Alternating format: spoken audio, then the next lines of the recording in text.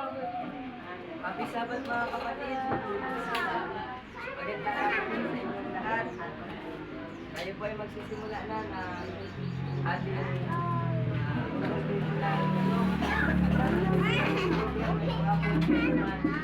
inaasahan niyo ang bawat isa na gawa ay magkakaisa at may sagawa natin ang formal ang sabat na ito. Mga kapatid, sa araw kong ito ay naasahan na gawa ay bukas ang ating pusong isipan sa gagawin pag-aaralan upang ang bawat turo, bawat aral natin mapapamansala yung mensahe. Kaya nga mga kapatid, bilang panimula, bilang pagpapatuloy ng ating programa ulit tayo mag-aawitan. At simulan niya natin ito sa awiting sa pinto ng puso. Ay, pinto ng kanaman. Ay, mainit na dito.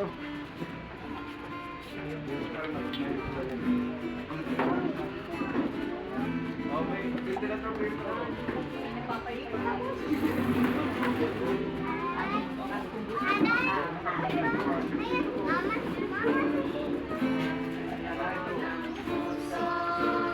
Naroon si Yahshua, Yahweh na may butas. Di ko asadya ay ating pinabasura at pinagbiyahan.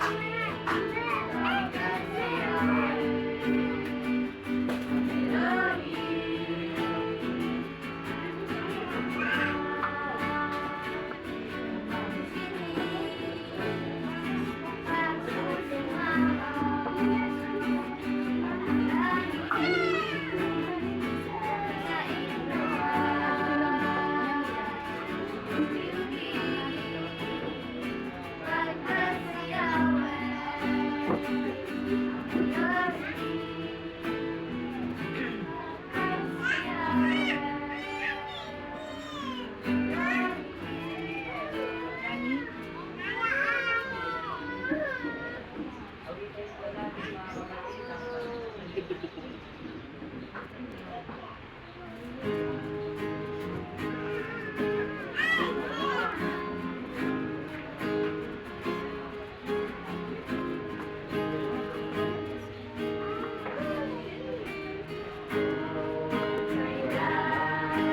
Ako nasasaktan kapag hindi lang kailangan.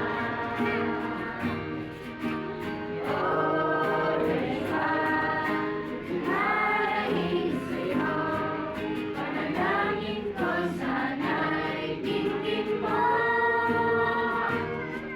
Panalangin ko kay Yahweh, buhay ko ay pagpalain.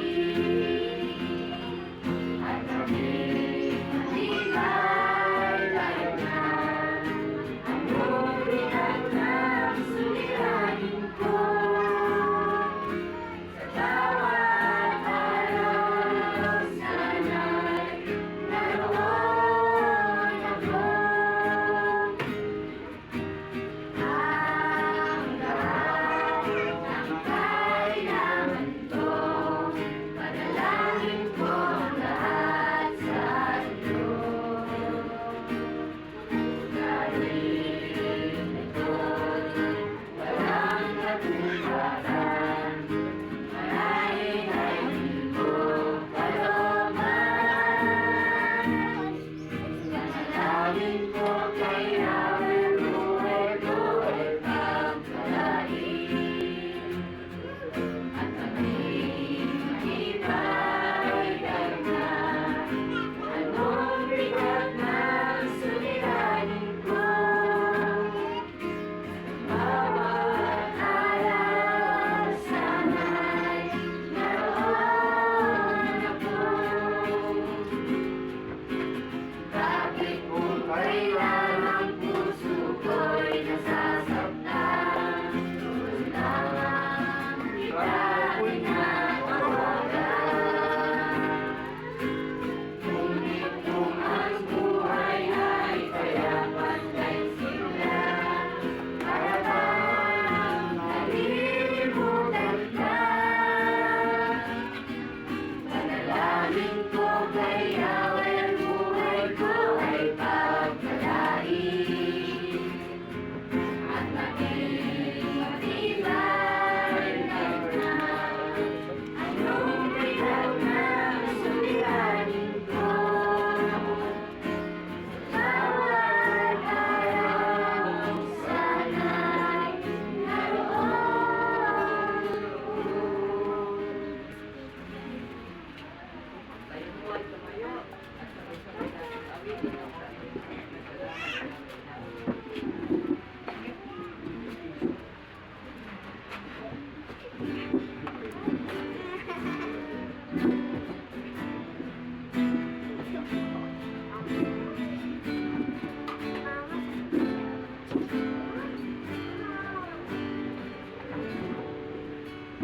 Yahweh Elohim, salamat sa iyo.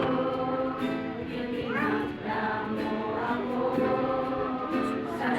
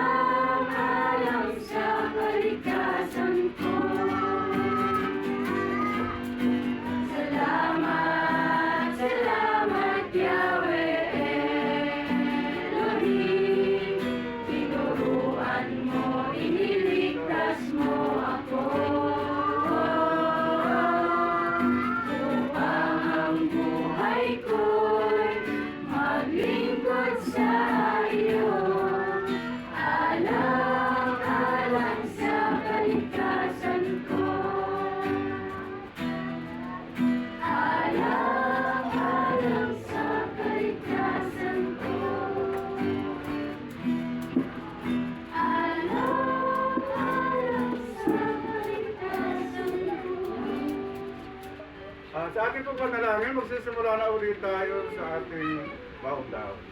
Tayo po ay magbabaw daw na, dire-diretso na hanggang sa mga panahon darating. Tayo po ay manalangin. Marami pong maganda rito ang lugar, punta na po kayo dito para maipon na rin tayo.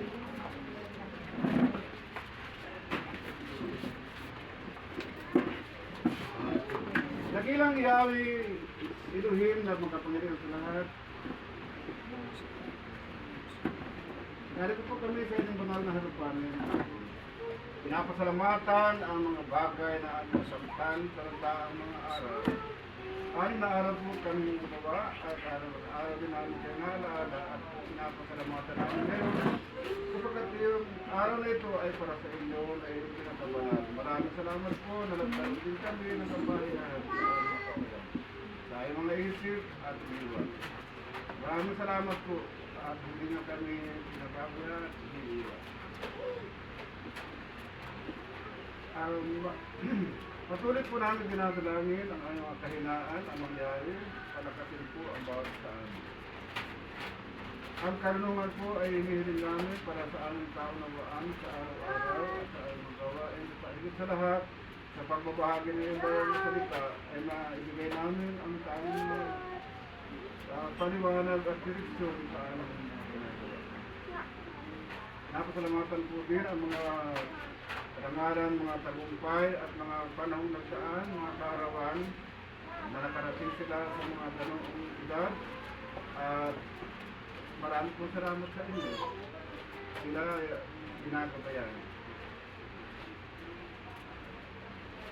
Maraming salamat din po sa mga tinatanggap namin sa pagkain, tubig at inumin na kayo ang lahat ng may naman. Maraming salamat po sa inyong mga nalikhang ito. Kasi nagbibigay sa amin ng lakas at patuloy sa aming buhay.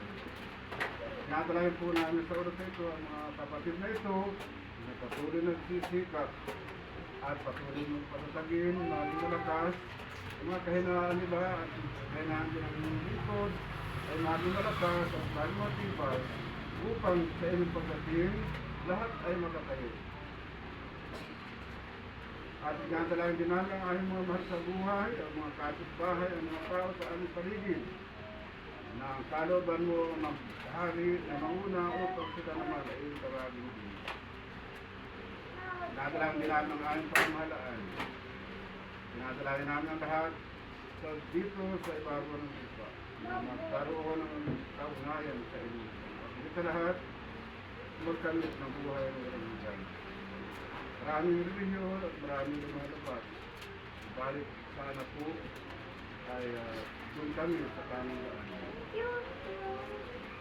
Pagpalain po ang bawat isa at ang mga pangarap, ang mga layunin, napapagtagumpay mo kung kalooban ito. At hindi naman po makakita ng mga bagay na dapat gagawin upang paraan na mabuhay sa araw-araw.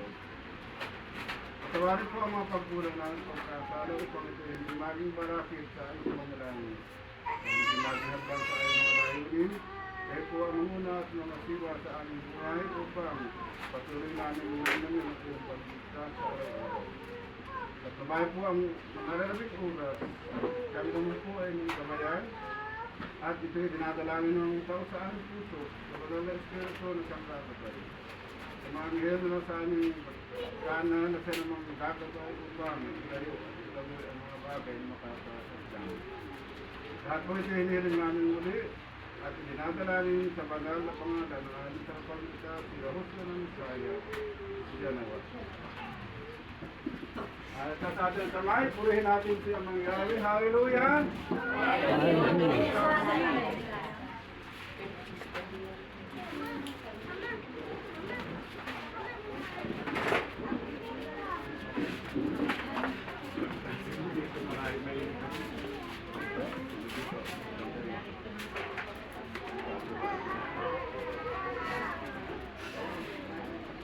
Happy Sabbath po mga kapatid. Ay magandang hapon sa inyo. Ayun nga, bago tayo nagpapo sa pagpapaworship napapangunahan ni Brother Buboy. Muli ay handugan tayo ng special na awit din ng mga kabataan at ito ay magmumula sa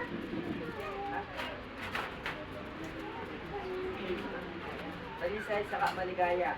Kaya naman mga kapatid, ito yung ating pakinggan ng kanilang espesyal na awitin na ihandog sa atin. Kaya naman mga kapatid, bago natin sila tawagin, purihin muna natin ang banal na pangalan. Hallelujah!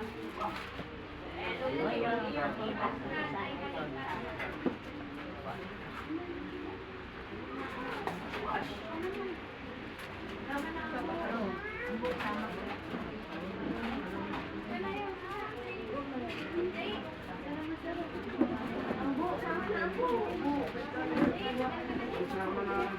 buong.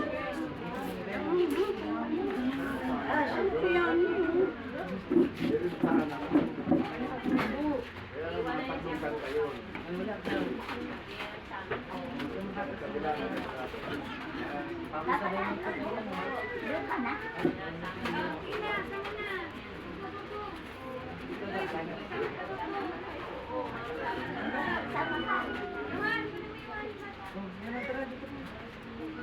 Sige. Nasa proseso.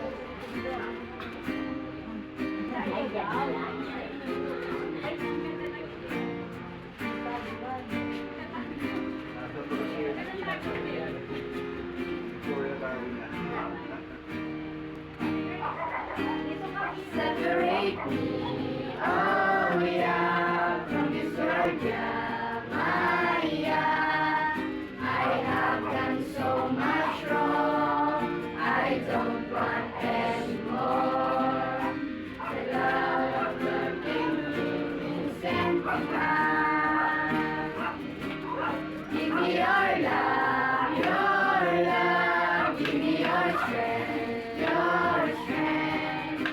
The love that we can share, the strength that we can use.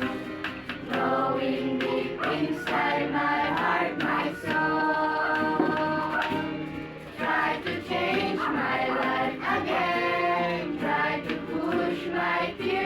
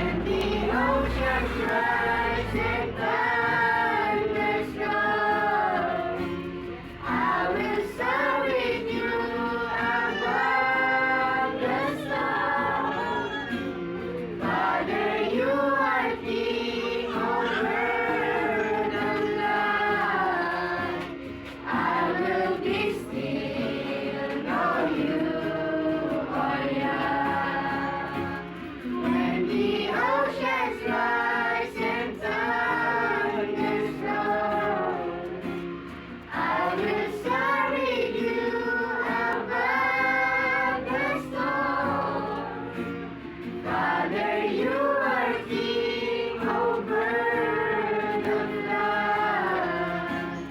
I will be still, know you are Yah. I will be still, know you are Yah. I will be still, know you are Yah.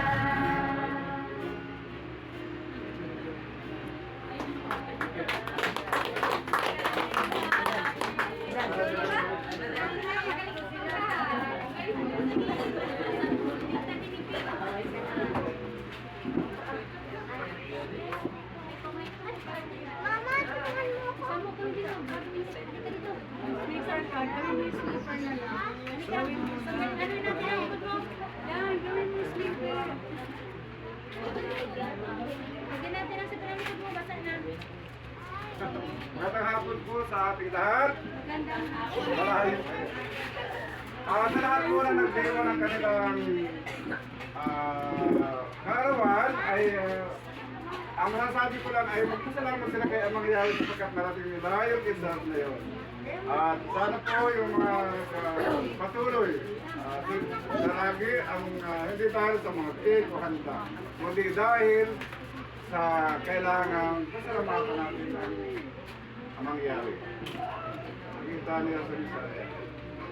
At iba pang bagay ay pasalamat pa rin. Pagnansya pa rin ang gumagawa sa amin. So, huwag natin kalimutan yun, pagkat kung wala siya, wala rin tayo.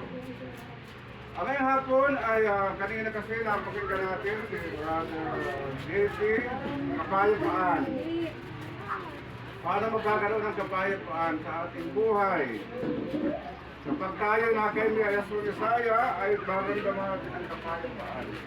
Pero kung mayroon kayo pag-aalinlangan, ay di pa rin natin maramdaman ang kapayapaan. Kasi kailangan ang kapayapaan ay matamo lamang ng yung may peace of mind, yung katahimikan na naramdaman natin. Napag-aralan din ni Brother yung kanina, pinag-aralan din natin yung kay Brother Berchor ay yung sabi ko na ay talagang palagi may kapulisyon ang ating pinag-aaralan. Kasi yung tungkol sa pagiging apostol, ay ngayon naman pag-aaralan natin tungkol sa pagiging mga elder at mga pastor at mga ministry. Kasi ang tinuro lang sa amin kayo mag-training ay kung paano mag-deliver ng message. Ano ang pinaka-number one o pangunahing gawain ng mga elder, pastor at mga tinatawag nating ministro. Kailangan natin yung pinaka-main na gawain nila ay makita ng mga kapatiran. Hindi sa galing ng message. Pero kailangan yung message naman ay may laman at talaga naman pakikinabangan natin. Kailangan natin matalaka yun para sa marami tayong maki-elder dito. Meron tayong dalawang new part, bata pa sila pero nakakakitaan na natin ng potential. Agad din tayo dito, Brother R.R., Brother Gelson, Brother Melchor.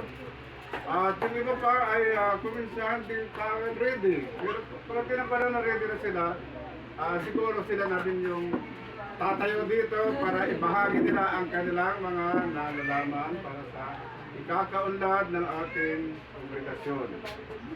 Simulan po natin sa ano po ang sa lumang sipan, ano ang trabaho ng mga pastor? Mga kabataan, ano ang trabaho ng mga pastor? Doon sa mga kabataan, yung nagtuturo ay pinakapastor, anong trabaho ni Haring David na maliit pa? Siya ay isang pastor ng tupa. Anong ginagawa niya sa kanyang mga tupa para hindi mabawasan? Ano yun? Nalaman ko pala kayo. Anong ginagawa niya? Dahil doon, napatay na si Goliath.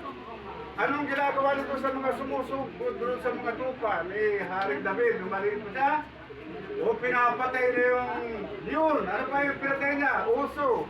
Ang yun at uso magkamukha yun. Pareho lang ng nakihalos. Anong ginagawa niya? Sabi niya, Sa pangalan ni Mang Yahweh, binabak yung bungangalong yun. Ginaganda ni David nung siya bata pa, nung siya nagpapakot. Ganon, pinagtatanggol niya ang mga lupa. Ganon din ba dapat kayo ng mga elder sa mga tauhan niya? Dapat, hindi tatagol. Huwag kayo dito, huwag kayo sa may elder bang ganon? Instead na ayusin. Huwag kayo dito, doon kayo. Nasaan? Nasaan po yan ang mga pag-aalala mo sa pag-aalaga mo sa mga pastor? So yun ang trabaho. Ano pa ang ibang trabaho ng pastor? Bukod sa tagapagtanggol.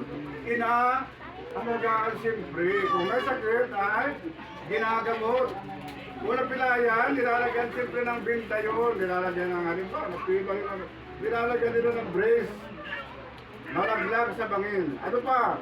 Hinahanap ng pastor ang kanyang mga tupa, hindi tinataboy. Dahil na kayo pastor ay tinataboy ang kanyang alaga.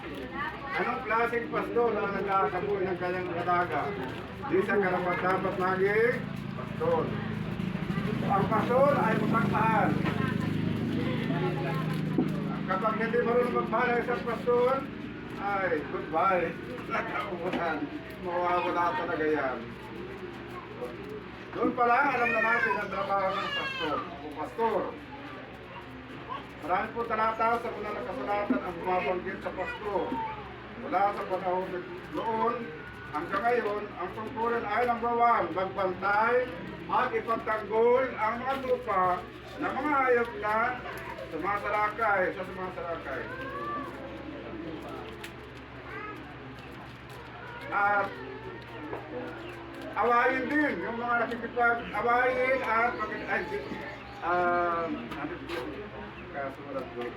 pagalingin ang mga sugatan. Arugain pala. Arugain at pagalingin ang mga sugatan at may sakit sa inyong mga kawan. Hindi naman kailangan maging doktor ang pastor. Pero kailangan nilang sakit sa yun, sakit sa damdamin at sa kanilang mga kasi ang pagtutukoy ng kongregasyon ay siyempre marami kang sugatan. Lahan natin mamaya. Hanapin ang mga nawawalang tuba, iligtas ang mga nahulog sa bangin at talampas.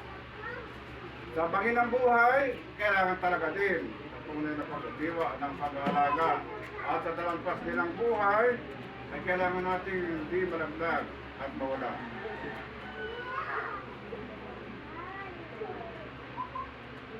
Pwede pa rin natin gamitin ang mga talata na nain dito. Tingnan natin Exodo 2. Exodo 2, 16:23. Sino ang naroon doon sa Exodo 2:23?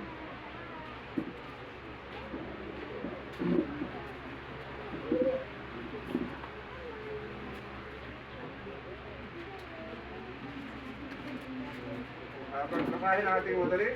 Pagkalipas ang mahabang panahon, namatay ang panahon ulit, dumarating pa rin ang mga Israelita na patuloy na pang-aalipin sa kanila ng mga Egyptyo. Naanlig ni Yahweh ang kanilang daing at naalala niya ang ginawa niyang kasunduan kina Abraham, Isaac at Jacob. Nakita niya ang kalagayan ng mga Israelita at siya'y nahabag sa kanila. Dito makikita natin na ang pinakapastor dito ay si Amang Yahweh pa rin. Kasi nahabag siya doon sa mga pinapahirapan ng mga Egyptyo. Doon sila ay naalipin ng mahabang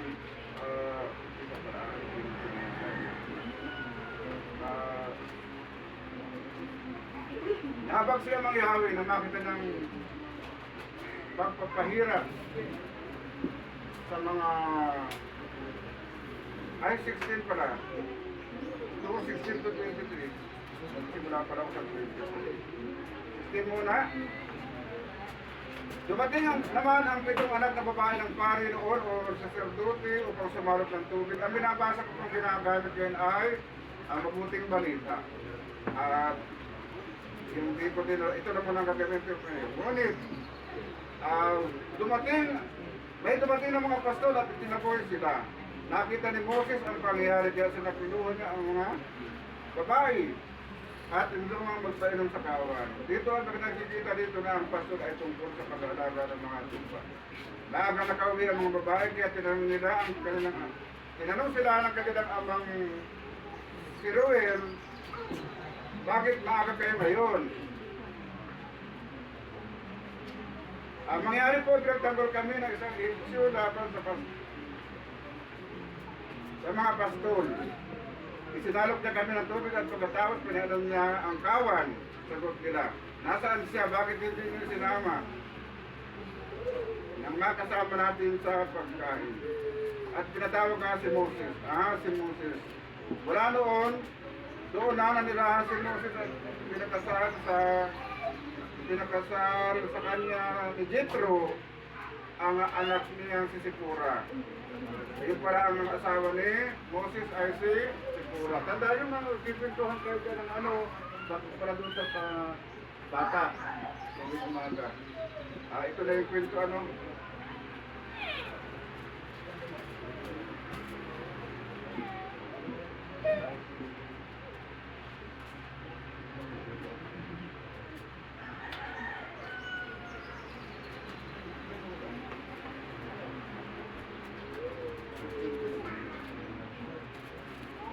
si Sipora yung nag-asawa.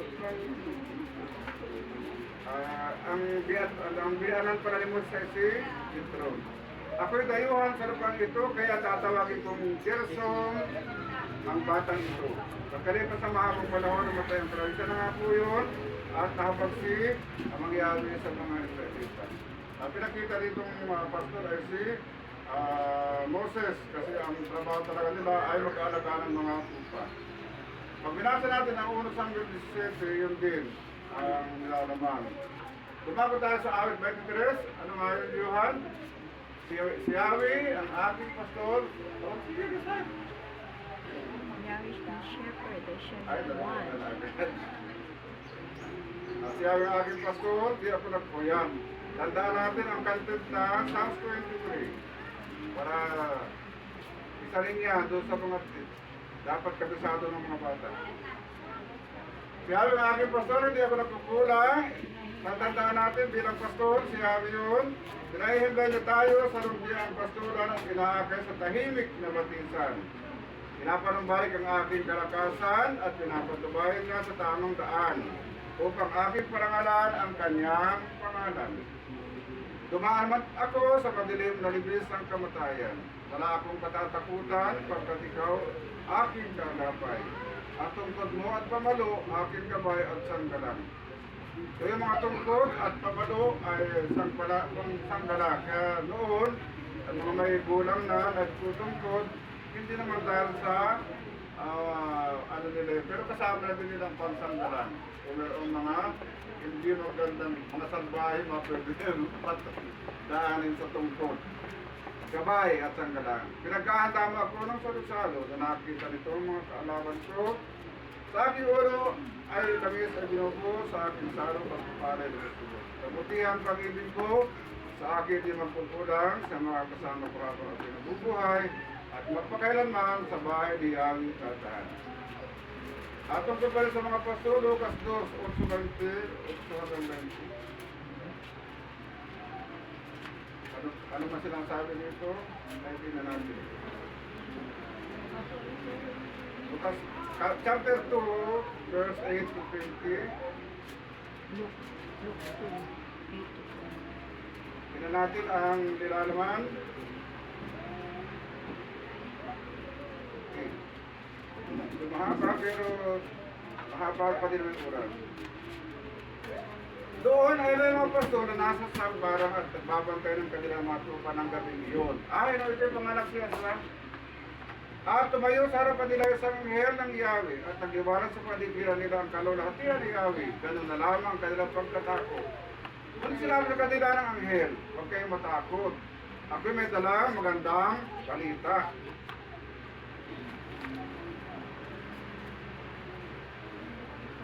Para sa inyo at na magdudulot ng malaking kagalakan sa lahat ng tao. Sinilang sa inyo ngayon sa bahay ni David, ang tagapagligtas, ang Bisaya, Yehoshua. Ito ang inyong palatandaan, matagpuan yung isang sanggol na babalot ko ng lampin at nakahiga sa sasaban. Biglang nito kasama ng anghel ang isang malaki hukbo ng mga anghel sa kalangitan. Sila nagpupuri sa Yahweh at sumaali. 14. Ito ay naarit ang mga anghel. Papuri sa Elohim sa kahit taasan at sa lupa ay kapayapaan sa mga taong kinalulugdan niya. Nang makalis ang mga anghel, pabalik na sa langit ang mga pasod ay nag-usap-usap. Tayo nasa Bethlehem, tingnan natin ang pangyayari ito. Ibinita sa atin Yahweh. Mamadali silang punta roon at tatagpuan nila si Maria at si Jose. Naroon ang sanggol na kaigas sa samsabat. Nang makita ng apostol ang sanggol, sinaresahin nila ang mga sinabi ng anghel tungkol dito. Ang mga lahat na nakarinig sa sinabi ng mga apostol. At ito'y tinandaan ni Maria at pinagbulay-bulay sa kanyang sarili. Balik ang mga pastor na nagpupuri kay Yahweh at nagpahay ng kanyang katapitaan. Dahil sa lahat ng narinig, nakita ay sa sinabi kanila ng anghel. Ayun. Tungkol pa lang yan sa mga pastor, pero ang dami na natin nakabasa tungkol sa pastor. Talagang pastor lang talaga ng mga tupa yung nakabasa natin. Kaya natin ang 1:10. Parang gano'n din yata. Tingnan natin. 10:1-18. Ang tunay na pastor. Kaya parang ano na tayo. Tanda din ito, ang pumapasok kulungan ng mga tupa na hindi sa pinto nagdadaan, ay ano daw yun? Hindi pa natin daanan yun. Ano daw po yun? Ang hindi dumaan sa pinto at ay mga magnanakaw. Diyan kung tayo dadaan tayo at sulisan. So ang mga magnanakaw kasi hindi nadaan sa pinto kasi ano, madali silang mahuli. So dumadaan sila sa ibang daanan. Ngunit, nagdaraan sa pintuan ang siyang tunay na pastor ng tupa. Napapasok siya ng bantay at pinakikinggan. Pinapapasok ng bantay at pinakikinggan ng mga tupa ang kanyang tinig. Tupa pa kaya ang kanyang binabagay sa tao na. Pinapapasok siya ng bantay, pinapakinggan ng tupa. Tinatawag niya ang kanyang mga tupa sa kanilang pangalan. At inilalabas sa kulungan kapag nailabas na siya ay nangunguna sa kanila. Sumusunod naman ang mga ito sapagkat kilalan nila ang kanyang tinig. Napasin niyo siya sa noon? Marami ang sumusunod dahil kilala, ay magaling yung magpagaling, kaya sunod-sunod na sila. Hindi sila susunod sa iba, kundi tatakbong palayo sapagkat hindi nila kilala ang tinig ng iba. Sinabi niya ang paglarawang ito, ngunit hindi nila naunawa ng ibig niyang sabi niya. So si Yahweh ang mabuting pastor. Tandaan natin, na yung mga nadaan sa hindi pintuan at nadaan sa ibang daanan ay hindi talaga tupa, ay hindi mga kundi mga tulisan at magnanakaw. Dapat nadaan sa pinto. Ano sabi ni Yahweh? Ang nauna sa akin ay mga magnanakaw at mga tulisan. Ngunit hindi sila pinakinggan ng mga tupa. Ako ang pintuan, sino mang pumasok sa pagitan na ako'y maligtas, pagpasok niya at lalabas at pagkatagpo ng pastulan. Dumating ang magnanakaw para lamang magnakaw, pumatay at manira. Naparito ako upang ang tupa ay magkaroon ng buhay na masagalang lubos. Ako ang mabuting pastor. Ang upahan ay tumataas kapag may dumarating na asong gubat. Iniwan niya ang tupa, palibasa hindi sa pastor. At hindi kanya ang mga ito. Kaya sinusunggaban ng asong gubat at binabulabog. Tumatakas siya palibasa upahan lamang at walang malasakit sa mga tupa. Narinig niyo na ba yan na kung kayo ay matagal na nangangarap ng futuro, ay gano'n, may mga gano'n talaga. Ako nga ang mabuting pastor, sabi niya siya. Kung paano kilala ako ng Ama at siya'y kilala ko, gayon din naman, kilala ko ang aking mga tupa at ako na kilala nila. At iniaalay ko ang aking buhay para sa aking mga tupa. meron akong ibang tupa na wala sa pulungan ito. Kinakailangan sila ipasok ko rito at papagbigang nilang aking tinin. Sa gayon, magkakaroon ng isang kawa na may isang pastol. Dahil dito, minamahal ako ng Ama. Kapag iniaalay ko ang aking buhay, iniaalay ko ang aking buhay upang ako'y kunin kong muli. Upang ito'y kunin kong muli. Walang makakuha ng ating buhay. Pusa ko itong ibinibigay. Meron nga akong kapangyarihan ibigay ito. Meron akong kapangyarihan kunin at muli. Ang utos na ito tinanggap ko mula sa ating. At nakilala na natin kung sino ang tunay na pastor. Si Yahushua. Yan ang ating mabuting pastor. Hebreo 13, 20 to 21. Tingnan natin ang Hebreo 13.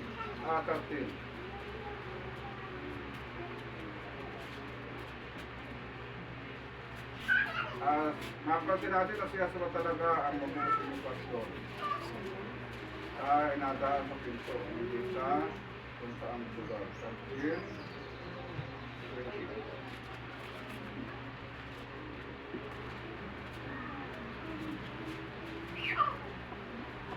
Ang yawi ng kapayapaan ay siyang muling bumuhay sa ating kaya sa Misaya na naging dakilang pastol ng mga tupa dahil sa kanyang dugo na nagpatibay sa walang hanggang tipan. 21, naway ipagkaloob niya sa inyo ang lahat ng kailangan ninyo upang maisagawa ang kanyang kalooban at sa magitan niya sa Misaya gawin niya sa atin. Ang nakalulugod sa kanya, papurihan nawa siya sa magpakailanman.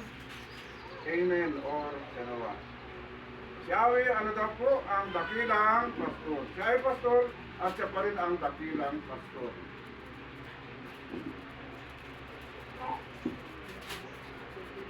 Pahayag 7:17, tingnan natin madali ang sinasabi sa pahayag.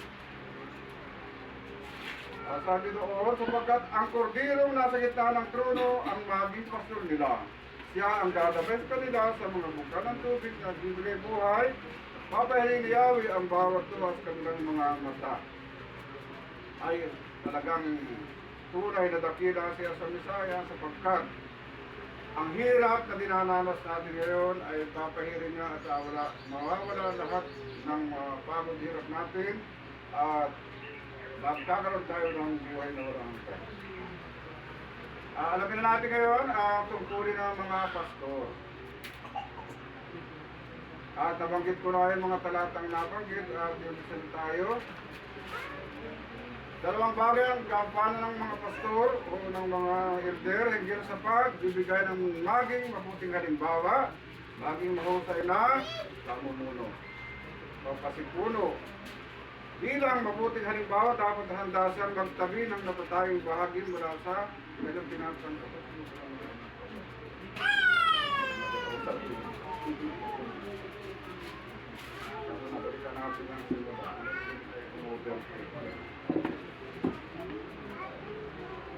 At ang natin po, yung mga talata kayo na panggit natin ay yun ang kaloob ni Yahweh sa kapulungan o kongregasyon. Sa bagong tipan, ang salitang pastor ay ibig sabihin ay pastor o tagapangalaga ng kawan. Isang namumuno, tagapangasiwa ng kongregasyon o samahan. At kinabanggitan natin yung mga talata. At paano na matitiyak na ikaw ay tinawag bilang pastor? Hindi madali sagutin ang tanong at hindi rin madali ang maging pastor o pastor sapagkat kung tiyak natin na tinawag tayo ni Yahweh na maglingkod sa kanya bilang pastor, magkakaroon tayo ng lakas at kakayahan ito pa rin ang mga tungkulin araw-araw. Ayon kay Apostol Pedro, basahan natin ang 2 Pedro 1:10. Kaya nga, mga kapatid, lalo kayo maging masigasig upang matiyak ninyo na kayo ay tinawag at pinili ni Yahweh. Kung gagawin ninyo, hindi kayo masipisog. Ang ating katiyakan na tayo tinawag ay magbibigay sa atin ang katatagan sa gitna ng paghamon at pagsubok sa naharapin. Harapin ng ating pangalaga sa mga kongregasyon na pinagkatibalaw sa atin. Kaya nga, napakalagang alam at tiyak na tayo nga ay tinawag sa ministeryong bilang pastor. Paano daw natin malalaman na panitiyak na tayo ay tinawag ng magpastor? So wala bang ibang mga sitwasyon sa buhay ng mananampalataya kailangan magkatugma ang kanilang nararamdaman at ang palatandaan nasa kanya paligid para matiyak na siya nga ay tinawag ng magpastor. Kanyang mga nararamdaman ay matatawag na panloob sa nakatibayan. Pero tayo internal at external evidence at ang mga nangyayari sa kanyang paligid at ang sinasabi ng mga kapwa mananampalataya ay matatawag na panlabas sa katibayan. Kailangan magkatugma ang dalawang ito. Internal evidence at external evidence. Ano ang kailangan ng panloob na katibayan? Ay merong malasakit. Nandugan yun na katibayan ito ay malasakit. Sa ibang tao, pagkaroon ng taos-pusong pagsanayos na sila ay arugain, gabayan at bigyan ng pagkain espiritual. Mayroon ba tayong puso ng isang pastor? Kung meron tayo ron, ay isa kang tinawag. Ilang makatanong ang maaaring makatulong upang matiyak natin kung tayo ay pusong pastor kapag tayo nasa isang lugar o kaya ay kasama ng ilang tao nakakadala ng paglayo ng habag sa kanila sapagkat sila ay para bang mga tupang walang pastor. Pag napasin natin ang isang lugar o isang kongregasyon ay parang dyan bumabangon yung pag-iisang pastor. Nagkakaroon ng masitihing damdamin o pagnanais na ibahagi sa kanila ang kanilang sinasabi sa ating yari sa panahon ng ating pagbulay-bulay at pag-aaral sa kanyang salita. Kung ang ating padalahan sa pag-aaral ng salita ni Yahweh, nagkakaroon ba tayo ng malalim na relasyon kay Yahweh at bagong pananaw tungkol sa kanyang kapulungan at sa mga kaalimutan. Ilan lamang ito sa mga katanungan makakatulong upang maunawaan natin ang tawag ng Turing. Ano ang halimbawa ng panlabas sa katibayan? Ipisa 4:11. Tira natin ang 4:11 ng Ipiso.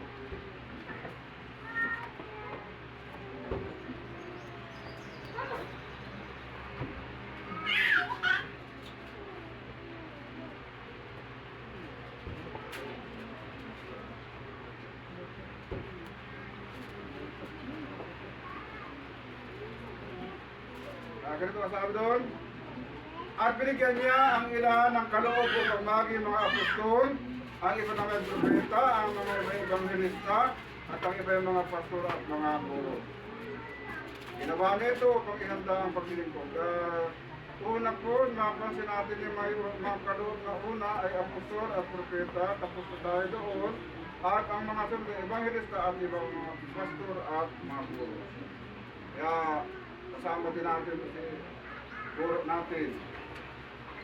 Babae man yung lalaki ay may karapatang mga magbigay ng kasi ginawa niya ito upang ihanda sa paglilikod ang lahat ng hinirang upang maging matatag ang katawan ni Ezra hanggang makarating tayo sa pagkakaisa ng pananampalataya at pagkilala sa anak ni Yahweh at maging ganap ang ating pagkatao ayon sa maging ganap niya sa Misaya. Kaya mahalaga din po talaga yung panalatan na yun sa pagiging pastor at guro. Sa pagitan ng pagturo, nilalayan ng pastor na patibayin ang bawat kaanib na kongregasyon upang sila man ay maglingkod din kay Yahweh. Sa iba't ibang paraan, lalong mapatatag ng kapulungan ang kanilang relasyon sa Inay. Kasi dito, meron tayong board of deacons, board of elders, binubuo ng isang kongregasyon. Sila yung nagdidesisyon kung tayo na tinatawag na magpastor o hindi. Patutuwa rin ang pamilya ay kabilang din. May mga palatandaan din sa Timoteo, pagkabigo ng ating pagkabigo ng ating paglilingkod. Tingnan natin 2 Timoteo 3:4-5. Timoteo.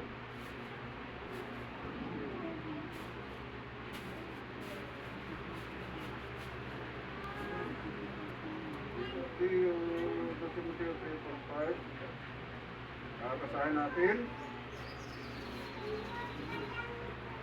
Sila rin magiging mga taksir, patalos-talos, mayabang, maibigin sa kalayawan, salip na maibigin sa kayali. Sila rin mga anyo ng paging magkailuhin, ngunit hindi naman nakita ang kapangyarihan nito sa kanilang mga pamuhay. Iwasan mo ang ganyan uri ng mga tao. Hindi yan kabilang sa tinawag na pagpapastor kasi ang magdudulot nito ay kabituan lamang. Kung walang panloob na katibayan. Yung mga tungkulin ng pastor, ano nga ba ang kahulugan ng mga pastor ng isang grupo ng tao o kaaris ng komunikasyon? Ano nga daw? Pangaral at pagturo ng salita ni Yahweh. Ang Biblia, ang salita ni Yahweh. At ang buhay, at ang lakas ng pastor ay nagmumula sa salita ni Yahweh. Kaya kailangan natin magbasa ng banal na kasulatan kasi doon nagkasalalay ang ating paging isang leader o pastor o guro.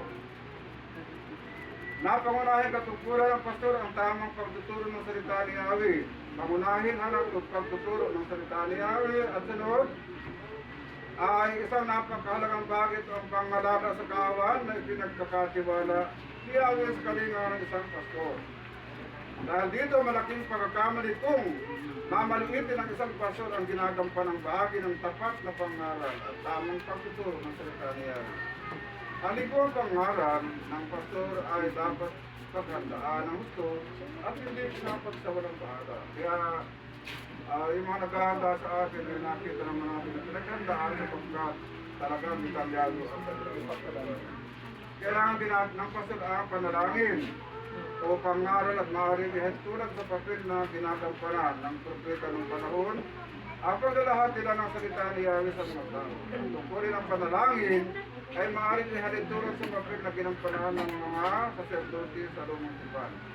Ang pagkausap nila kay Yahweh para sa kapakanan ng tao. Sa ganitong paraan, ang pastor ay namamagitan kay Yahweh sa tao upang may mabatid ang kanilang kahilingan sa Elohim, lalong-lalo na sa konteksto ng pananambahan. Ito po yung hinahanap ko na nabasa ko na ngayon at na ito yung pinakamahalaga sa mga tutuloy ng mga membro na dapat meron ang isang tagapagalaga. Pag wala yun, ay siguro tulungan natin na magawa nito. Ito po yun. Ang tungkulin ng pagpapayo at paggabay ay mahalaga bilang pangangalaga sa kawan. Kasama rito ang tulong ni Yahweh sa mga kaalit ng kawan kapag sila'y dumaranas ng baku-bakong landas.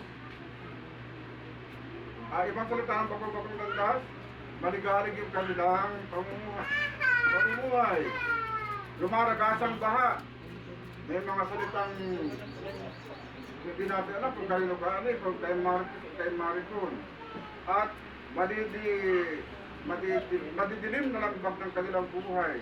Ito yung mga aalalayan ng pastor, yung mga bakong landas, lumaragasang baha, madilim na lagbak ng buhay. Kasama rito ang pagbibigay ng aliw at payo sa mga tao dumaranas sa pagsubok at tukso. Ganyan din, tama naman ginawa natin, ginampanan natin yung mga tungkulin sa mga taong dumaan sa mga ganitong dagdas. May pagkataon din na kasama rito ang pagsasaayos ng mga di pagkakaunawaan at di pagkasundo sa kapulungan.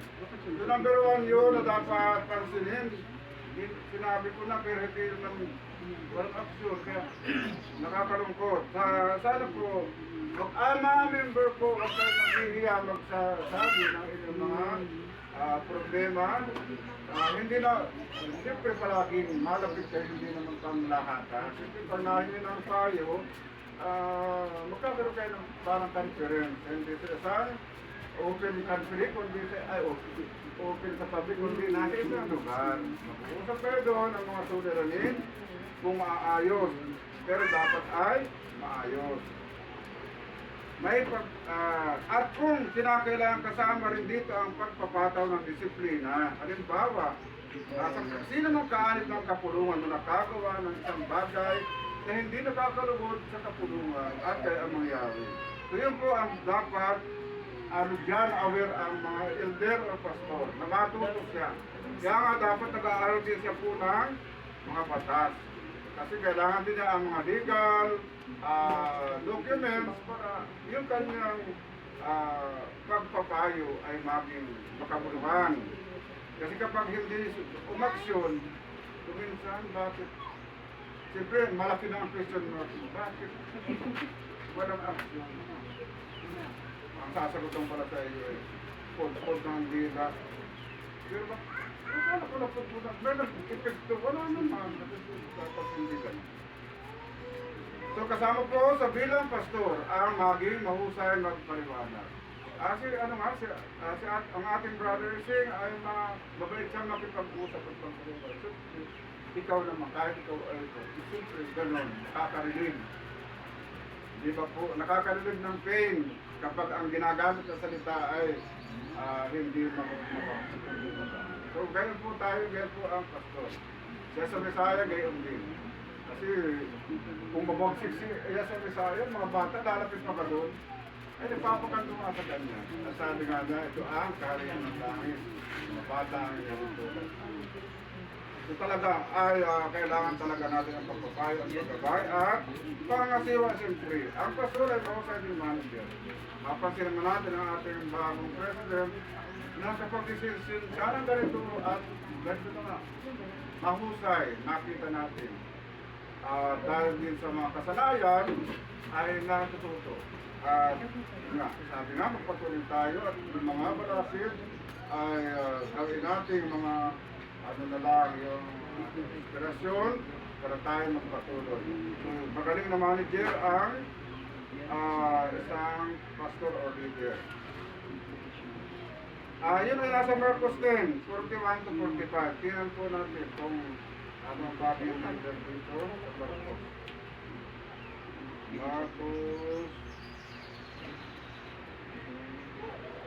Marcos 10, 41 at 45.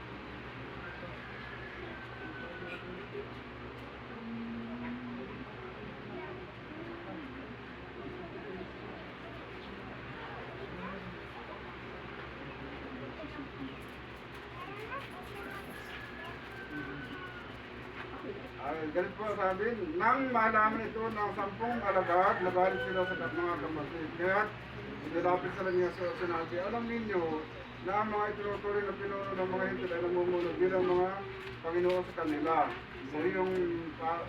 At ang kamustuhan ng mga nasa kapangyarihan ang siyang nasusunod. Ngunit hindi ganyan ang dapat umiyak sa inyo. Sa halip, ang sino man sa inyo na nais maging dakila ay dapat maging lingkod ninyo. Yung marunong magpakumbaba. Sapagkat anak ng tao ay naparito hindi upang paglingkuran, kundi upang maglingkod at upang mag-alay ng kanyang buhay para sa ikatutubos ng marami. Kasi dahil parang mga oragos ay mahirap natin mga magaling.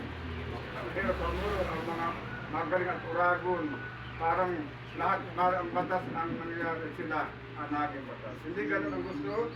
Ang magusto ay yung katulad niya sa Bisaya, na sa parito, hindi ang dala ay katalsikan kundi naglingkod upang matubos ang marami. Ganon ang ating diwa bilang isang leader.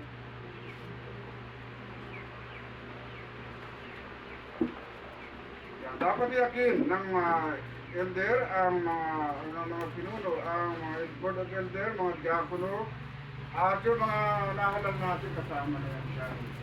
Mga bata mo man sila, ay naroon na yung paglilingkod nila. May pakikita na. At kailangan natin ng patuloy na tungkulin na po sir na magbigay ng karampatang pagsasanay. At yung mga kasama natin, kailangan meron namin nagsasanay. Katulad ng mga ano natin, meron namin nagsasanay. At katawag sa series, kaya na niyang masanay ang mga nahalal na mga treasurer at secretary para magkamparoon sa nilang mga tungkol. At bilang mga tayo naman, bilang mga kinatawan ng kapulungan, ay dapat tayo rin ay dapat iyakin ang paso na maging na iyakin ang paso na maging iba pang mga pinuno na kinatawan niya ng kanilang kongregas sa pagitan ng pag-alip sa iba't ibang kailangan din pala natin yung mga training ng mga leadership kung sakali lang. Pero dahil May mga training naman na dito pwede gamitin. Ito na lang siguro tayo. Siguro pag nagkakaroon ng revival, ang mga elder ay magkakaroon din ng mga training dun sa mga elder, yung mga coming, yung mga marunong na, pero may kailangan talaga ang pagsanay para mas matagdagan pa. Kasama rin po dito ang pamamahala sa sariling pamilya. At nabanggit na kanina yung ibang mga talata, yung may obispo na binanggit kanina, ay nasa ano yan, 1 Timoteo 3:1-5 at Tito 1:6, nabanggit na po yan kanina na mag-aalang naman dapat kasahin ka nga ulit yung Timoteo 3:1-5. 1 Timoteo 3:1-5. Ito yung mga ugali ng mga sabi nga dito. Totoo ang pahal na ito ang sino mang nagnanais sa maging tagapangasiwa sa kapulungan ay nagpahangad ng mabuting gawain. Kaya nga ang isang tagapangasiwa ay kailangan walang kapintasan, isa lang ang asawa, matino ang pag-iisip, marunong magpigil sa sarili, kagalang-galang, bukas ang tahanan sa iba at may kakayang magturo. Dapat hindi sa lasinggo, hindi marahas, kundi mahinahon. Hindi mahilig makipag-away at hindi maibigin sa salapi. Dapat mahusay siyang mamahala sa sariling pamilya, ginagalang at sinusunod ng mga anak, sapagkat paano siya makakapag-nasiwa ng maayos ang kapulungan ng Yahweh kung hindi niya mapapamahalaan ang sariling pamilya. Hindi siya dapat isang baguhan, mananampalataya, baka sa'y maging palalo at mahatulan na gaya ng Diablo. Bukod dito, kailangan mabuti ang pagkakilala sa kanya ng mga hindi sumasampalataya upang hindi sila mapintasan at hindi mahulog sa bintag ng Diablo. Ayun po yung katangian ng elder. So, nasunod ko po. Uno Timoteo, ito isang nabasa mo kayo sa Tito. Ang sinasabihan ay sino po? Yung matatandang lalaki at babae. Isinama na rin yung mga kabataan.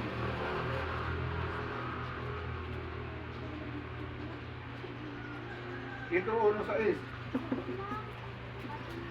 Ay talaga mo ang mga taong walang kapintasan, isa lang ang asawa at mga anak ay mananampalataya. May pagpipigil sa sarili at hindi suwail. Yan. Ang suwail ay matigas ang ulo po. Bilang katiwala ni Yahweh, kailangan walang kapintasan ng isang tagapangasiwa ng kapulungan. Hindi siya dapat mayabang, hindi makagalitin, hindi lasinggo. Pareho po nung ano, Timoteo at kayang singgo. Bukas ang tahanan, mahinahon, matuwid, kailangan matatag siyang pananalig sa tunay na aral na tutunan niya upang ito'y may turo naman niya sa iba at naipakita ang kamahalian ng mga sumasalungat dito. So, yun pa rin, kasama pa rin yan. Karoon din isang magsabay. May mga sumayon kasi may mga galing yun sa iba't ibang grupo. Na pagdating dito, ipipilitong kanya. Pero pag magkasama natin dito, pag ipipilitong kanya, kung di ba kinig muna, para maintindihan. Ano man ang masasabi natin dito sa mga gusto makibahagi, pero hindi naman nakikinig. Ay pangit yun. Ang mahusay na pamamahala sa sariling pamilya ay magandang halimbawa sa lahat ng kaalit ng kapulungan. Dahil dito, tumitibay ang paniniwala ng kaalit ng kapulungan na ang pamilya ay malagang institusyon ng lipunan dapat pangalagaan. Ang isa sa mga trabaho din ng pastor ay ang pananalangin. Ang pananalangin sa buhay ng pastor. Hindi lang puro sa kanyang sarili, kundi lahat ng nasasaklupan. Lahat ng komunikasyon ay kailangan. Kasi ang panalangin ay nagdudulot ng kapangyarihan. Lalong-lalo na kung ang panalangin natin sa Espiritu. Sapagkat siya magagabay at magbibigay sa iyo ng mga tulad ng Isaiah 40:31, ngunit walang lumalakas at sinisigla ang nagtitiwala kay Yahweh. Ngunit muling lumalakas at sinisigla ang nagtitiwala kay Yahweh. Nilipad silang tulad ng agila. Sila'y tatakbo ngunit hindi makapagod, sila'y lalakad ngunit hindi manghihina. Yan po yung Isaiah 40:31, ang galing pala ng mga pastor. Hindi sa reklamador. Kapag maturento, ay, parang sa diya. Marami. Dapat pala hindi ka naman parang. Kasi dito ay iniari doon ang taro po. Anong ibon yun? Di napapagod. Agila. Ano pa? Mga mapangalit sa isang paso na mapagod at manghina sa kanyang buhay espiritual. Sapagkat marami ang taong aaral sa kanya upang magpalakas ang mga mahina at mapatibay ang kanilang pananampalataya. Kaya huwag tayong pag naroon tayo sa ibang grupo, tayo lang pa. Ang daming aray, ang daming araytis. Hindi tayo magreklamo ng ganun kundi ay ang saya pala, ang saya pala ng mga positive ang ating dating. At kasi ang panalangin nagdudulot ng physical, kalakasan physical. Nakakapagod man ang nangangalaga at tinitingin sa kapakanan ng maraming tao. Ang makinig na lamang kanila, mga salabin, ay nangangailangan ng banal ng lakas. Naranasan ko talaga yung mga payo, mga troubleshoot, ng mga problem at nangyari naman, okay naman. Bari, gaano pa man kagaling at may dumating na iba, praka, at minsan. Kaya nga dapat alagaan ang mga tupa para hindi na wiwindang. Dahil sa minsan, may biglang darating sa kanilang mga tapos kaya may ibang salita. Kaya dapat ang mga membro, titinan yung mga kausap ng mga inter. Ang mga bawito, tagapag-inter ito, tagapag-wakas. Kailangan natin ang misyon natin na matupad sa magitan ng ating pagpipamihik at panalangin kayanin. Kakabalik tayo sa ating gawain ng pangalaga sa pagtukang pinagkatiwala sa atin. Nang may panibagong lakas, mas malinaw na direksyon. Ako na lang ay nagbibigay ng kaayusan. Bukod sa pananaliwa ng lakas at pagbibigay ng malinaw na direksyon, sa ating paglilingkod kayawi ang panalangin ay nagbubukas din ng mahalagang pagkataon para sa pag-amin ng mga kasalanan at paglilinis ng buhay. Hindi tayo maaaring tumulong sa iba habang mayroon pa tayo hindi nalilinis na karamihan sa ating sarili. Alaala natin, bago ba tayo bumati ng sumuta sa iba, tinaman mo, baka mas malaki muna yun. O ibig sabihin yung mga nasa iyo pala na ay pasabay kayo naman pala. Hindi tayo maligaw at tumalikod na sa tunay na nais na iyayon na galing natin. Papanariwa ang ating lakas, natupdin ang ating misyon sa pagitan ng pagpapaliit sa panulangin. At yun, nakakabalik tayo sa gawain ng pangalaga ng tupang pinagkatiwala upang magkaroon ng bago-bago lakas at malinaw na direksyon. Ngayong kaayusan, bibigay din Hebreo 12:1, tino natin yun. Hebreo 12:1.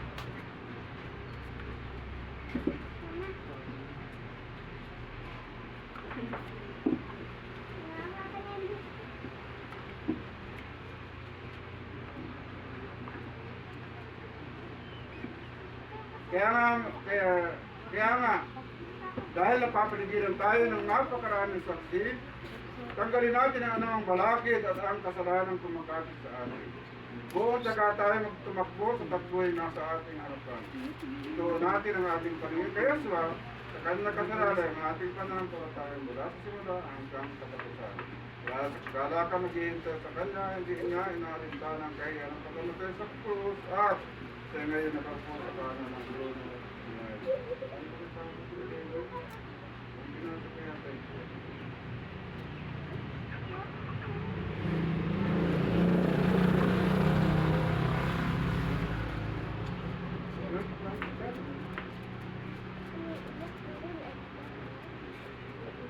Tatandaan natin, pag tayo humingi ng kapatawaran, tayo matatawarin at lilinisin mula sa mga ito.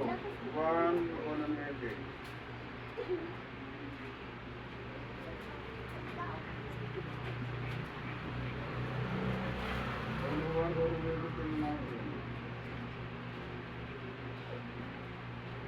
Subalit kung ipapahag natin ang ating kasalanan na patawarin tayo ni Yahweh, patatawarin tayo ni Yahweh sa mga ito, lilinisin tayo sa lahat ng ating kasalanan sa pagkatsay, tapat at matuwid. Kaya sa panalangin natin, hihingi tayo ng kapatawaran at sabi naman ay hindi naman bibigay, kundi kapatawaran naman. Kaya kailangan lang natin talaga sumabog sa kanya at manalangin. Ang dulo ng panalangin ay hindi lamang kaayusan at direksyon ng paglilingkod, gawain sa komunikasyon, kundi pagkakasundo din sa pagitan ng ilulim, kapayapaan ng ating kalugdan. May isa pang aspeto na dulot ng panalangin sa buhay ng isang pastor, ito ay ang kaayusan pagkipag-ugnayan sa kapwa. Bilang tao, hindi may iwasan magkaroon ng pagkakataon ng masaktan ang damdamin ng isang pastor. At kung minsan maaaring sa naman ang makasakit ng damdamin nito, ang panalangin at bibigyan ng pagkataon upang humingi ng lakas sa patawarin at katalinuhan para malaman kung kanino daw humingi ng tawad at ng kababaan loob para maisagawa ito. Nangyayari po talaga yun na ang isang elder o pastor ay nakakasalita ng dito nakakahag at nakakasakit. At vice versa naman, may membro at ang dapat doon gawin ay mag-usap sila at mag-unawaan para maayos at makita lang matulungan. So hindi dapat itong gamitan ng ay dapat tama ako, hindi sa pag akin na naman, hindi na maayos. So, para maayos agad yun, na-realize mo naman agad na magiging ka na agad na. Kaya nga, yung tatay ko noon, nahingi na ng paumanhin, kung magkakamali siya, ay sana maintindihan. So, huwag sabihin yung salita, kay tao lang. Totoo nga, tao lang kaya nagkamali, pero dapat maayos agad natin yun. At sa membro naman, ganun din. Parang malapit na sa iyo. Siyempre pag lumapit sa iyo, di siyempre itanggap mo yung pagkakiling ng sorry. Kung ano, makasakit mo. Then, huwag nang tumampas parang pag dito. Kaayos na, ayos. Maganda yun. At dahil din sa panalangin. Ang pagpatawad mula kay Yahweh para sa kapwa at mula sa kapwa ay nagdudulot ng kapayapaan. Ito ay isang dakilang gantimpala ng pag-iin sa prinsipyo ng kapayapaan tuwing lalapit sa kanyang pastor, pinupuno niya ng pag-ibig at paunawa ang puso nito upang muling maranasan ng pastor ang mayamang pag-ibig ni Yahweh sa makasalan ng tulad niya. Sa gayon, ay nagkakaroon siya ng lakas at pangunawa upang mapatawad ang kababalo para hindi naman ng tawad. Yun mga trabaho yan. At yung mga kadahilanan, siyempre, kaya nga ang panalangin ay nagbibigay sa pastor ng pananaliwa, kapangyarihan at kaliwan. Dudulot ng kaayusan para sa buhay ng pastor ng kanyang pagkasundo kaya sa kanya at sa kanyang kapwa at ng malinaw na direksyon upang magawa ano ba ni Yahweh para sa kanyang buhay at sa komunikasyon ng kanyang kinakatawan.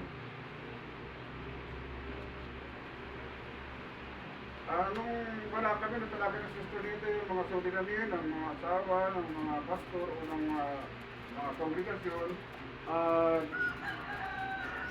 Alam kong siguro mag-gawal kong doon lang para ano sa yung mga nakatalakay mo doon. Ako naman di ko inaangkin pero hindi ko sinasabi ang mga anak ko mga pasaway. Hindi pa naman sila nakita naging pasaway bilang mga anak. At okay naman po sila. Pag sila ang ginausap nun sila na makakasagot ng ano, kung naging masama po, mabuti ako ang kanila. Kailangan ng talaga ng pastor ay maging matapat sa kanyang pangarap. At yung pagkatawag, mahalaga ang katapatan pa rin. At may pag-ibig sa kanyang kapwa. At marunong makinig ng mga salita. At tungkol sa mga solidaran ng membro ng kapulungan, kailangan marunong din sila ng mga philosophy, pag-isa sa kultura at lipunan. Kasi kasama din sa pag-iral, yung mga philosophy na meron sa ngayon. Dapat may alam ang pastor tungkol sa usaping kasalukuyang pinag-iisipan at madalas na pinaproblema ng kaalib na komunikasyon. Malaki ang itutuloy sa pastor upang malaman niya ang naangkop na mensahe para sa kanyang kawan. Yung naangkop.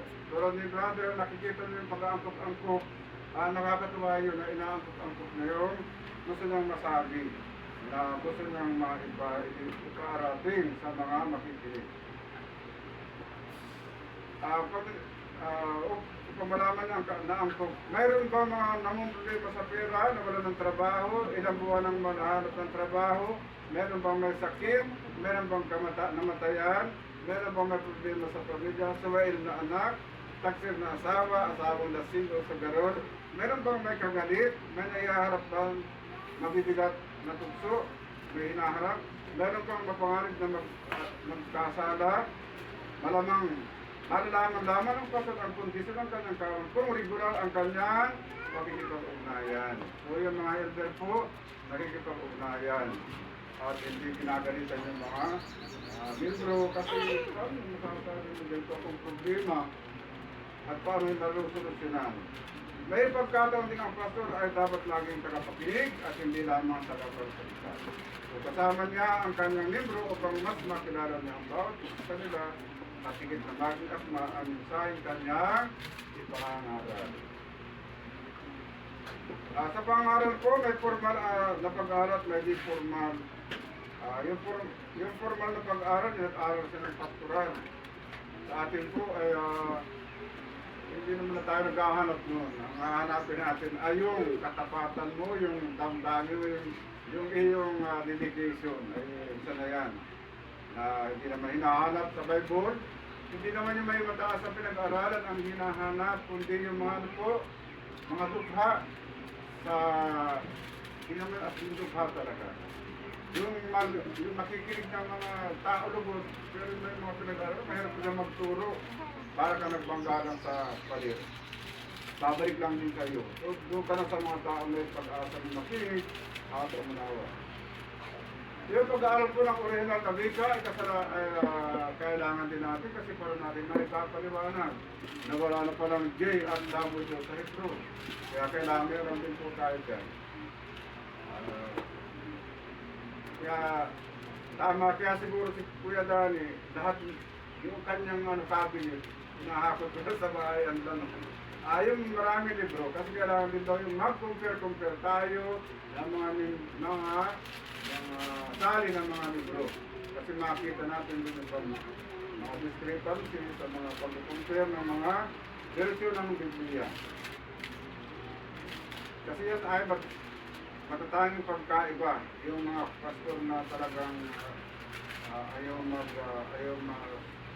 hindi ko sabihin, maging katotohanan yung pagtuklas niya ay kailangan marami siyang sali doon para yung totoo po na hindi ko alam kung saan talata yung napalitan talaga yung salita at binabalik na ngayon.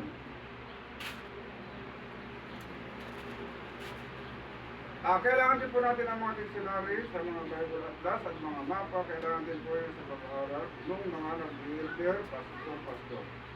Ang balangkas po ng message ay balangkas para sa pagpaparinaw. Kailangan din natin gumamit ng mapa at mga ilustrasyon. Magamit ng damang datos at informasyon. Kasi pa nagamit tayo ng data, mahirap i-recover yun kapag malalayo. Ang kanyo ng Balangkas Brother ay ganito, pamagat. Nagkaladunig, tayo ng pamagat. Kailangan may maiksi o kabilibig at malina ng pagkakata, may nakakatulong ito at yung subtitle. Ito ay dapat magkaroon ng malakas na dating sa nakikinig, medyo patula, may ritmo, di dapat makagulo sa buo ng mensahe. Kailangan sumusupunta sa punto na binabahagi. May pamagat at sunod ay may introduction o panimula. Ito ay nag-aayos ng tono, kalagayan at kaisipan para sa paksang ibabahagi. Maaaring gumamit ng mga kaisipang binanggit ng isang sinunta o kaya tanong, pahayag, kahapon, talata ng panalangin o isang kanyal na araw. Gawin itong maiksi ulit na naman. Maling ito ay hindi lalagpas sa isang hanggang 3 minuto. Yung introduction po ay hanggang 3 minutes. Ang katangahan ng inyong mensahe ay tiyaking bawat mahalaga ang punto sinusuporta ng talata mula sa Biblia. Tiyaking ang puntos ay tunay na sinasabi at tinuturo ng talata, hindi lamang ayon sa inyong palagay. Kaya nga mapansin natin ng mga elder ay pinagtutugma-tugma. At may nakita tayo magaling din magtugma-tugma. Ang bawat mahalagang kaisipan ay maaaring makapagpabako, makapagbaliktad, o makapagbigay hamon sa mga paniniwala na sa buhay ng mga tagapakinig. Iwasan ang napakaraming puntos, limitahan ito sa 3 hanggang 4, ang maraming puntos ay nakakabawas ng antas ng pag-aalala. Tiyaking ang mga puntos ay nagpapahayag na ayos sa paraan ng pag-iisip ng tao sa banayad at madrama. Meron kasing yung sinabi mga young people. Pakinggan natin po yung kasi yung mga content ng inyong mga mensahe. Ama pa sinabi ko tayo nakapanood sa iba't ibang kongregasyon. May talagang grabe, tearjerker kung magsalita. Talaga nag-iiyak ang mga membro. Noong panahon din ng Israel po, nakapansin na po pag may mga elder o mga pastor na talagang lahat nag-iiyak. Kami nga nag-iiyak. Naalala ko pa pag nag-iiyak na yung pastor, lahat nag-iiyak na. Kasi may mga message na talagang tearjerker naman. Pero napansin naman natin dito, wala namang mapaiyak naman. Awan ko lang po na pambihira lang, ako lang yata yun. Nakakakiin. Dapat ay simple at may maayos na pamuhat at hindi na listahan. Kaya talaga kailangan po ng offline. Tama naman ginagawa natin. Maaaring gumamit ng ilustrasyon upang lalong magigandil ang mga puntos. Tiyakin ang ilustrasyon ay akma sa puntos at hindi nakakatis o sa tagapakinig. Ang paggamit ng anggap ng katanggap-tanggap na biro ay makakatulong upang magpanatiling mataas ang interes na nakikinig sa balit. Huwag itong susuprahan. Pwede tayong gumamit ng yung pong kaya pala nagtatawanan. Yung palang elder kaya nagtatawanan. Pag nangiti siya, yung palang dahon ng malunggay naroon doon sa ano. Akala niya na masaya. Ay pala naman, nilimutan yung yung pag nakita yung ulaw kasi tanghalian ay malunggay. Kasi sa ay ano pa rin, kailangan doon ay sasawayin natin yung iwas at pagkatapos at yun. Kaya po nagtatawa brother ka dito. Secret na lang yun. Pero kaya ingatan din po natin yung ganon na pangyayari. Kaya po nagtatawa ng mga nakakatawa. At saka, isa pa may balikan ko yun. Pagtatapos ng nasa last part na po magtatapos sa tamang oras. Ang mixing sermon na higit na mabisa kaysa mahabang sermon na puro naman kwento. Ang 25 to 30 minuto ay napaka-epektibong haba ng message o sermon. Magtapos ang may tuwid na pangusap na nagbibigay po sa ilalakay na paksa. Ibigay ang hamon o mga tanong sa tao na magbago, umilos at sumunod sa ito. Saan di ko nataanan dito, kailangan di po pala ng isang pastor yung kaniyang personal na paglago at isang dito ay yung hygiene. Hygiene at kalinisan ng pastor na huwag namang mapunta sa nangangamipagkuhan pag itinaas. Sabi nga ito, kailangan natin yung hygiene ay naligo naman siya at maayos ang damit at hindi amoy kuhan, hindi amoy kung ano. At kailangan meron naman din presentable na amoy. At pwede naman tayong gumamit ng alcohol. Hindi tayong gumamit ng alcohol. So, ng bagay, bilang isang pastor na may kaya-ayang amoy. Dito na nakita ko nasa ano yun. Ay, doon pala po sa pagbibisita, kailangan din po natin yung pagbibisita ng pastor sa mga kapatiran ay tulad ng ginagawa natin, nagpapaalam tayo at yung haba ng pagbisita, sino ang dapat bisitahin, ang dapat iwasan sa pagbisita. Yung pong haba ng oras ay kailangan din po natin pag nabisita tayo, hindi sobrang, pag nakita natin wala nang tigil ang tibok, ay pila natin na baka mahaba na yung pagkabisita mo. Tamang masalam pero nakita para sa hindi na alam kung paano nakita po ito. Titignan din po natin sa sitwasyon pag nagbibisita na. Ayaw ang mga dapat iwasan sa pagbisita ay haba at oras. Hindi tamang pagbisita ang isang pastor ng napakatagal sa isang tahanan. Ang usong taon ng pagbisita ay nakadepende sa kondisyon ng pamilya at sa takbo ng usapan. Maaari sapat na ang 30 minutes o ganito man, di dapat iparamdam ng pastor na sa'yo nagmamadali. Ito na iparamdam na nagmamadali sa paglisan. Kung nasusunod pa siyang gawain, ang pagbisita ay dapat pag-isipan mabuti ng pastor upang maipakita sa lahat ang pantay na pagtrato at pagmamalasakit sa bawat kasapi ng kongregasyon. Mabuti magtabi ang pastor ng maayos na listahan ng pagbibisita ng kanyang isagawa sa isang lugar at kung kailan. Malaga daw po ang pagbisita. Kasi yun ang pagbisita ay pagpapakain ng kaluluwa ng mga nito. Simple yung pagkamay ay kailangan din sa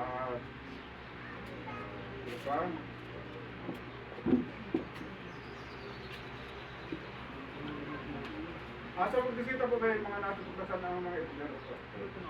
Natutuklasan sa pagkakaon na at pamuhay ng kanyang mga tupa. Malalaman niya po anong sitwasyon.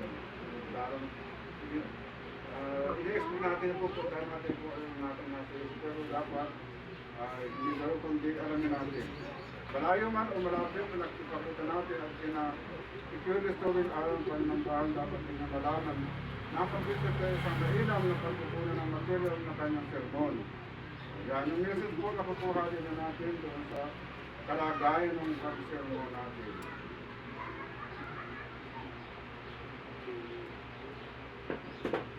Yung mga dapat bisitahin daw, kailangan alam ng pastor kung sino dapat bisitahin. Mahalin nga, unang darating ang may sakit. Lalo na ang may mabigat na karamdaman o kaya may tumalikod na o nangihina na sa pananampalataya. Mga bagong mananampalataya at mga bisita na kararalan ng pagsamba. Kanyang pagpasa isang tama ay simula ng pag-uusap sa mga espiritual na bagay hanggang sa ito ay lumako sa pisikal, material at emosyonal na bagay. Dapat manatilihin ang sensitibong pagkikinig at di dapat sa loobin ng usapan, marawat lana, na hintayin ang kusang pagbubukas ang damdamin ng ministro upang malaman ang angkop na payo at salita niya rin ang maggamit upang maibsan ang bigat at dinadala o ng binipisita. Ang pagdalaw ay maaaring magtapos sa pagbasa ng talata ng kasulatan ng isang leging panalangin na bibigay sa meron ng kaisipan ng Yahweh ay tunay na musulo sa kanila sa pamagitan ng mga pastor. Yun po yung mga gaway na nalangin at pinupumusta parang po pila yun at sisimula naman kayo ng tao sa at pag dumating pa lang yun ay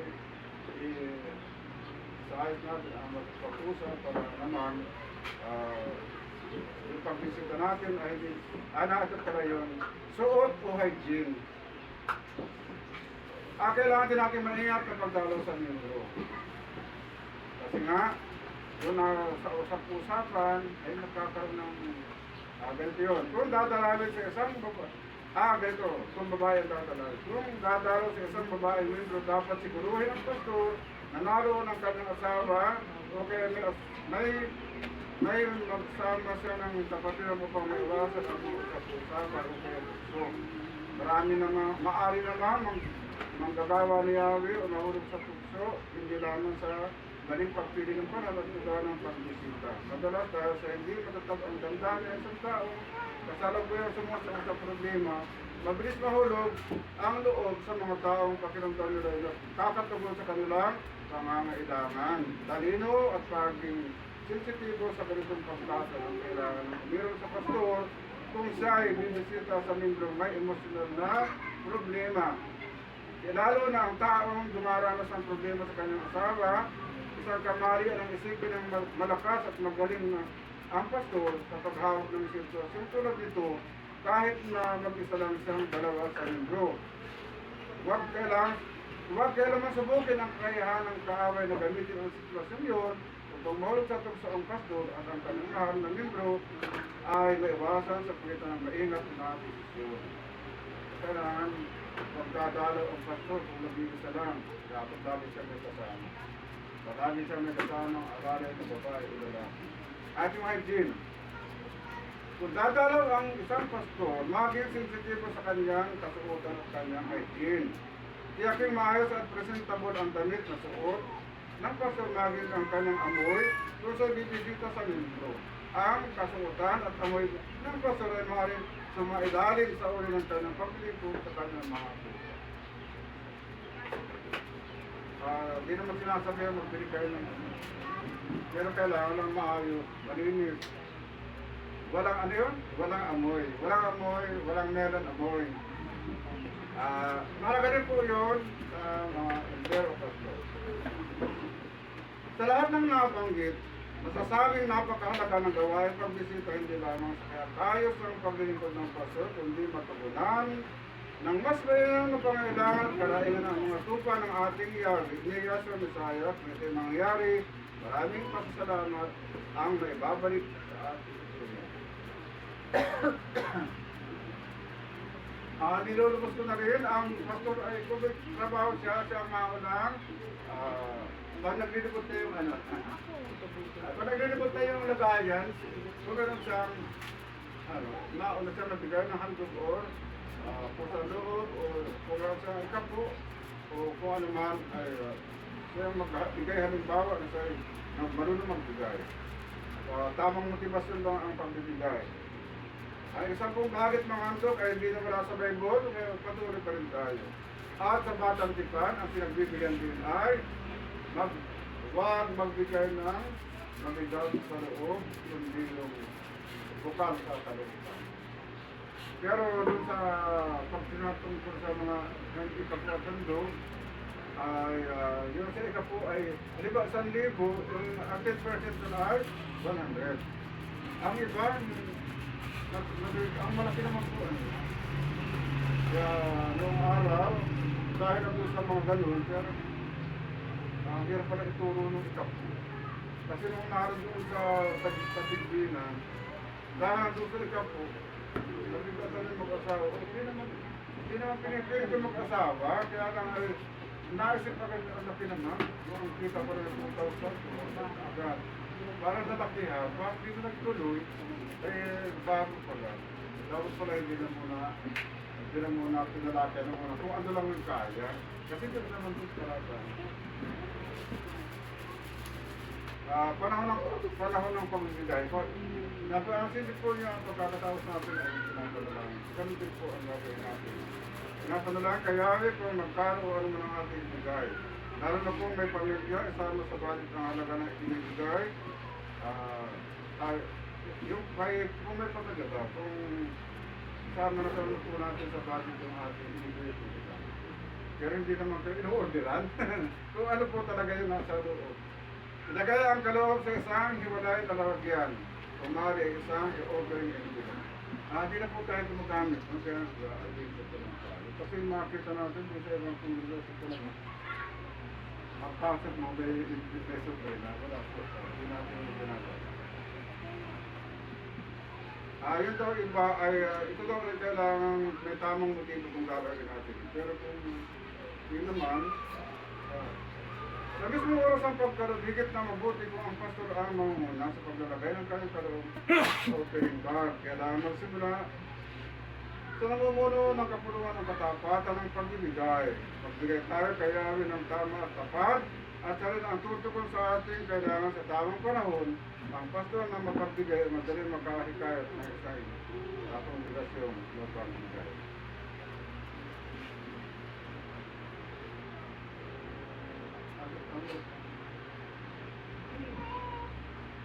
Dahil po sa ano ay siguro po yung mga ang pastor sa kanyang pagpapayo kasi rin naman sila ng kapulungan ay kailangan din natin magtatag yan tinatawag na reference committee at kailangan din talaga naman ginagawa natin ay alam din ng elder ang mga usaping legal tulad na pagpaparehistro at medyo didiringan tayo pero hindi natin. At ang mga membro naman na may bayarang fees, kailangan patuloy din magbayad ng fees. At ang mga gawain ng pastor ay pag-aralan nila natin sa ibang pagkakata. Napakarami po gawain ng pastor o elder at kailangan din natin po magpapatuloy na lang kami. At dito sa lahat, Yung papapayo ng pastor ay mahalaga at dapat kinukurumos ka. At ito naman kinukurumos sa sino masagot mo ng positive or negative. At magandang bagay po yun na magkakaugnay tayo. Hindi nagkakaalam o na anumang bagay. Tanda po natin na si Amang Yahweh ay ilaw at siya din ang tanglaw sa ating madilim na langit. Tayo po tumayo at bigkasin natin ang 3 ulit ang nandito sa church. Galit po. Sabay-sabay natin ilawas sa aking mga paa ang pinitamo at liwanag sa landas ko. Sabay-sabay natin bigkasin. Ilawan sa aking mga paa ang salita mo at liwanag sa Kasi landas po ko. natin ilawan Ilawan sa aking mga paa ang salita mo at at liwanag liwanag sa sa landas ko. landas Sa ko. part. Ilawan sa aking mga paa ang salita mo at liwanag sa landas ko. Awit 119, 105. Tayo po ay tatapos na sa ating panalangin. Sana yun. Hindi na tayo maghahaba. Kasi ang kailangan nyo, kabisado natin yung ating. Ano na karaan po? Ano? Sino kakaalala? Pagkat Gawin na lamang ang pagsikta ng ni Aris sa libutan ay binigay ang kanyang bugtong na anak upang ang sino mang sumampalataya huwag mapahamak kundi di magkaroon ng buhay na wala ng hanggan. At ito naman, ulitin natin, ilawan sa ating paa ang salita mo at liwanag sa landas ko. Dalawa na. Hanggang sa marami na tayo, tayo po ay manalangin.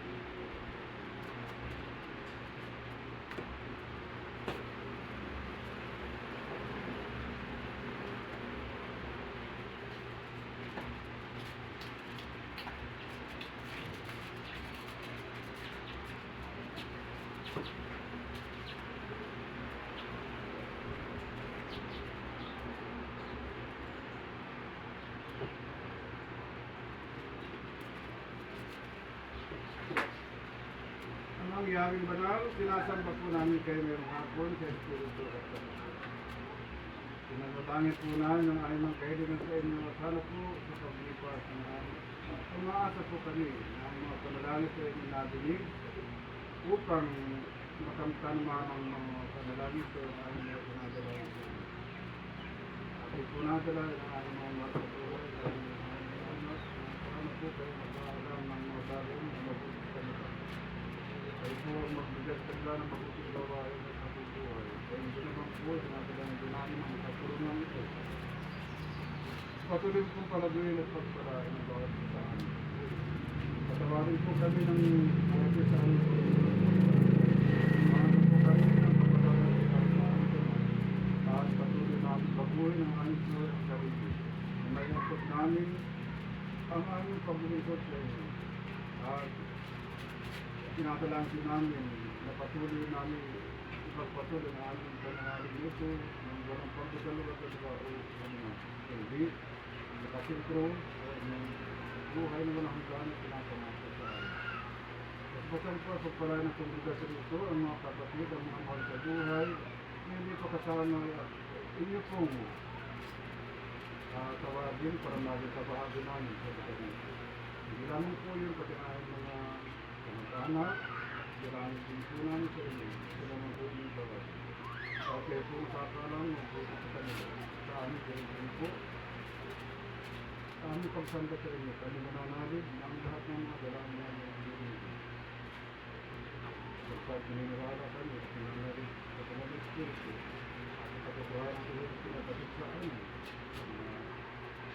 Ang magtiis hanggang sa wakas at ang maligtas. Ang namin, natakayanin namin ang dati ito at alang sa laman na pangalan ng aming pagkakaligtas at sa pagkakaligtas. Ay po tumayo at itaas natin ang ating kamay. Hallelujah! Ay po ay abitin natin ang spell.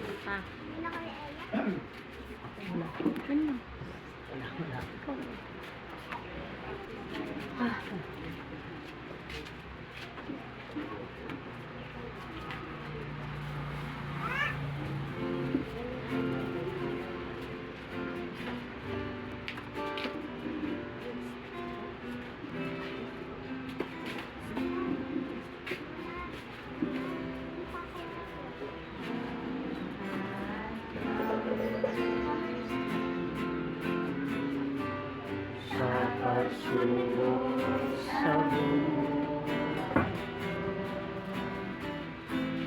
at ako ay lumalago aking ibigay sana ating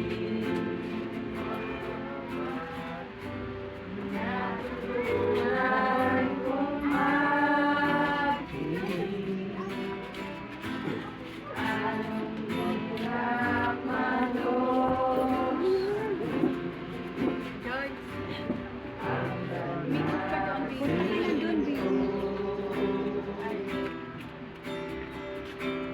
sa sarili ko ito ay tunay na di ko kayang tiisin ang kailangan ko ay tulungan